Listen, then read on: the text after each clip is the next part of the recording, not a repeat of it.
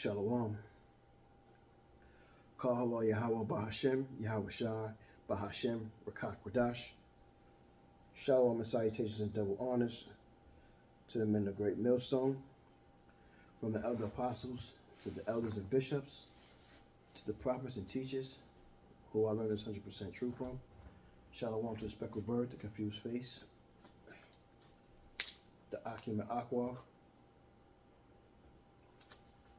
the Akim on the highways and byways doing his work, and last but not least, the elect.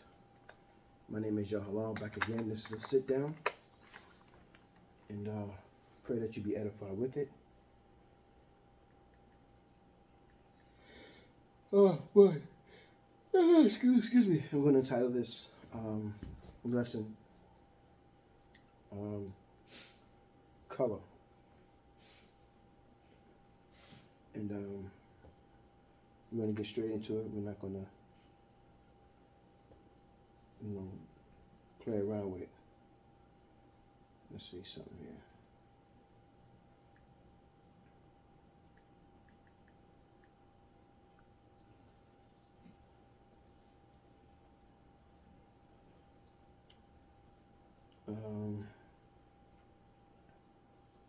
We're going to get straight to it. First scripture is Genesis 2 and 7, and it reads, "And Yahweh, the Most High, Yahweh, our power, formed man from the dust of the ground and breathed into his nostrils the breath of life. The man became a living soul." So it's a I'm not going to say it's a dark saying, but to breathe life is to understand or be given these laws, statutes, and commandments. And when it talks about forming the dust of the ground, you learn this kind of Israel 101, that you come in and you start to learn that there's no white or no black, because Esau created colors, and the dust of the ground is brown. The deeper you go, the browner it gets. And this is the different shades of Israel. We are different colors, shades of brown. So let's get the next scripture. Joel 2 and 6, and it reads, "Before their face the people shall be pained." Shalakia. "Before their face the people shall be much pained. All faces shall gather blackness." So it's giving you, the scripture's giving you another idea of what the faces of blackness is in a sense another shade of brown, which are the Israelites. King David was a ruddy. If you look at ruddy, it's like a reddish brown. We're all Salakia, with all shades of brown. You know what I mean? And this is a real quick lesson I just wanted to touch on that I've been meaning to, and we're going straight into it. So Lamentations 4 and 8. Their visage is blacker than a coal. So the view of them is blacker than coal. They are not known in the streets. Their skin cleavage to their bones, it is withered, it is become like a stick.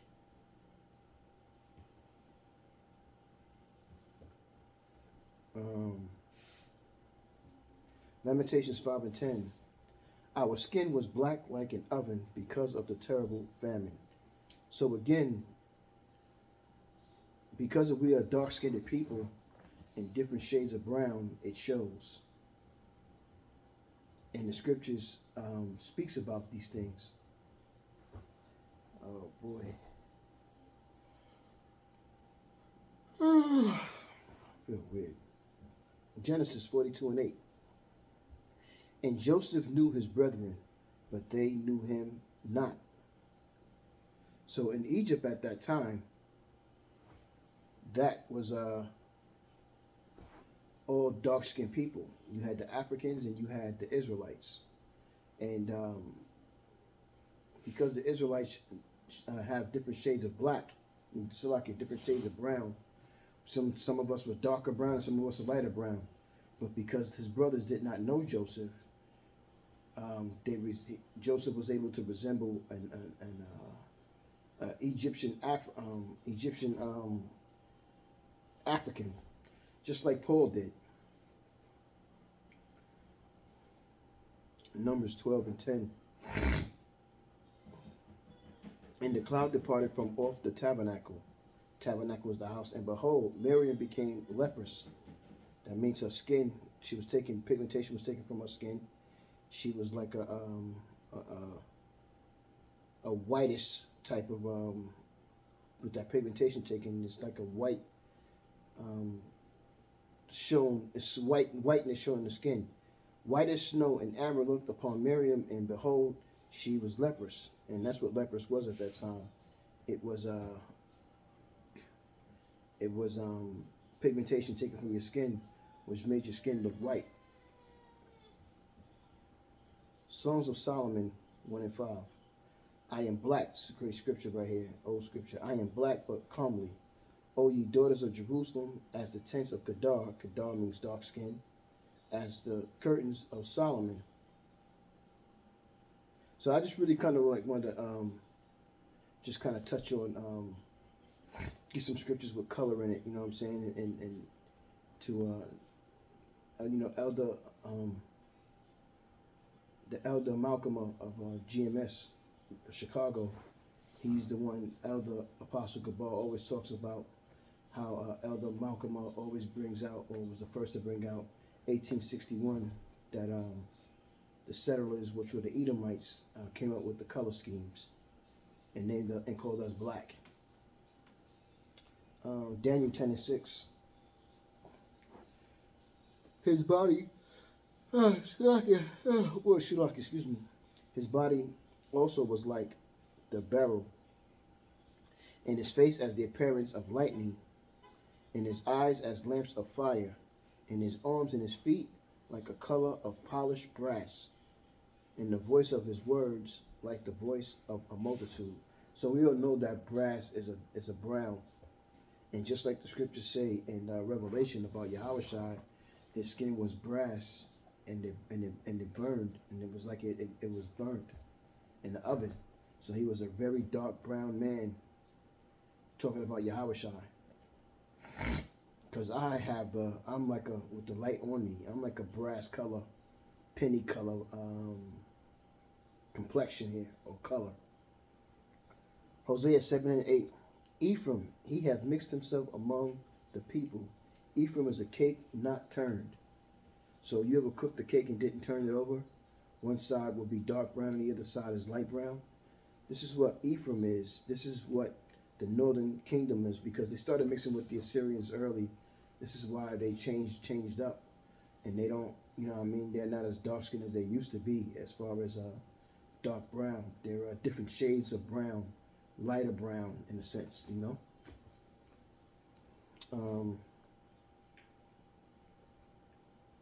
Job 30 and 30.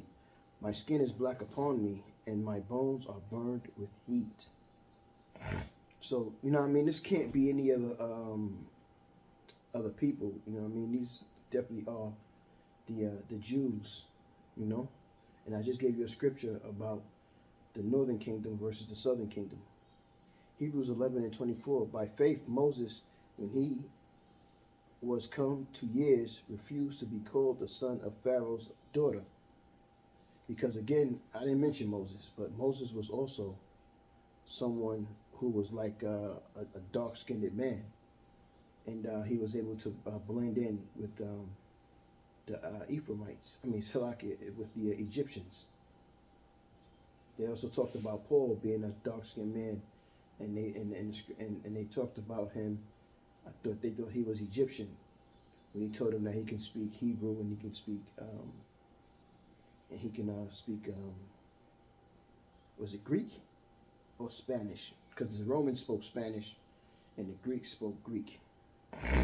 Jeremiah 8 and 21. For the hurt of the daughter of my people I am hurt. I am black.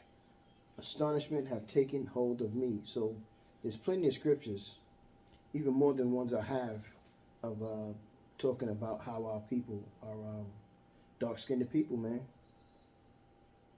Jeremiah 14:2, Judah mourneth, and the gates thereof languish.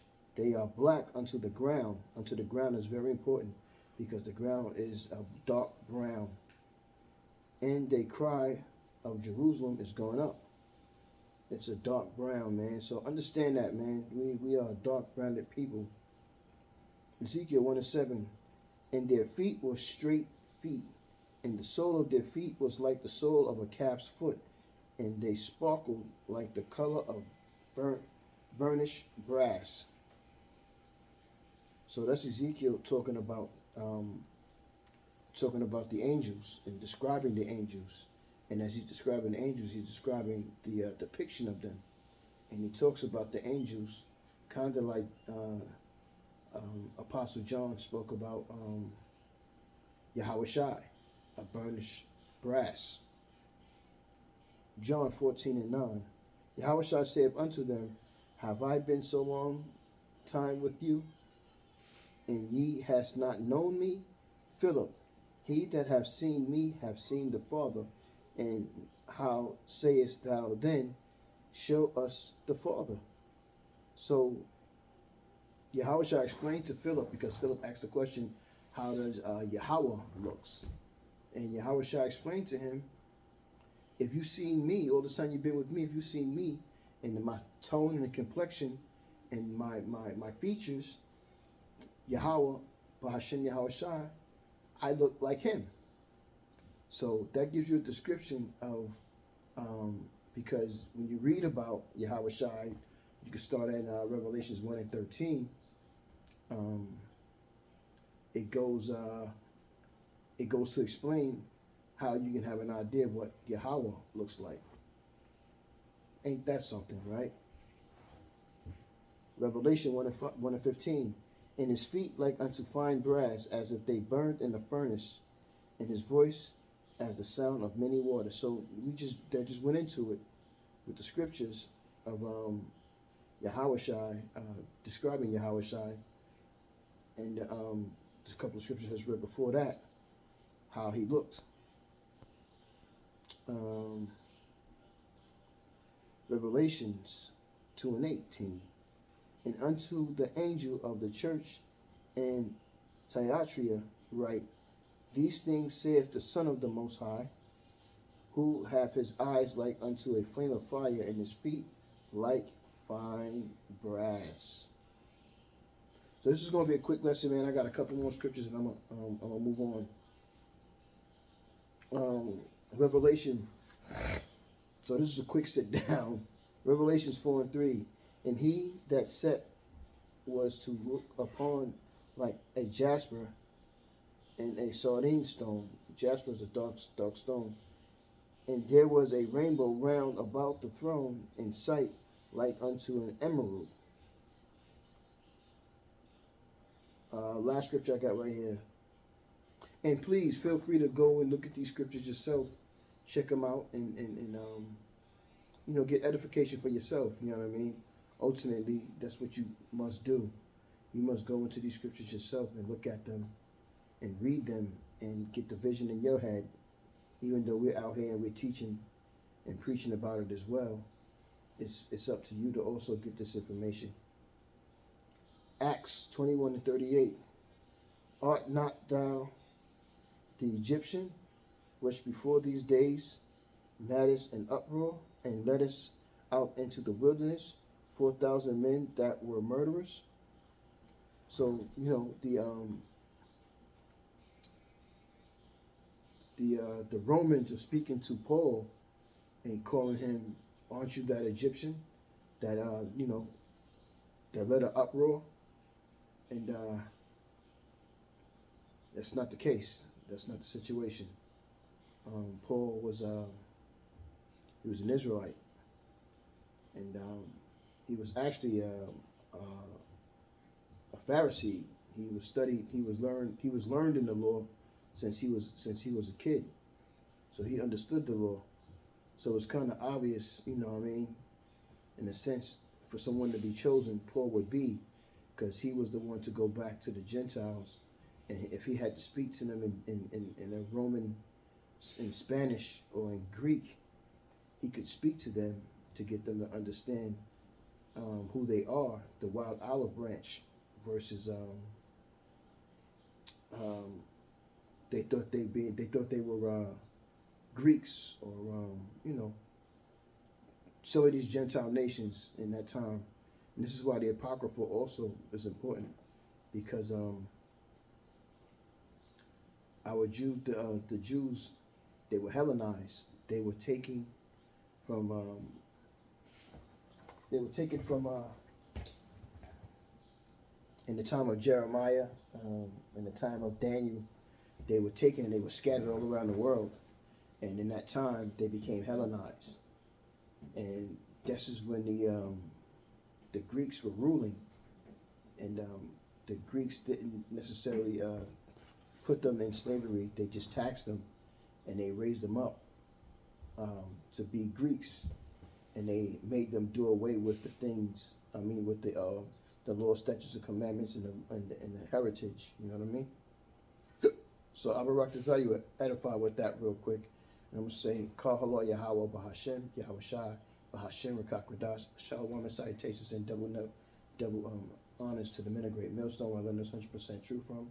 Shalom to the speckled bird, the confused face, the Akim and Aqua, the Akim on the highways and byways, and last but not least, the elect. My name is Yahallah. I would like to tell you, edify with this quick lesson. This was a sit-down lesson, and I entitled it Colors of the Israelites. So with that, I'm going to say Shalom.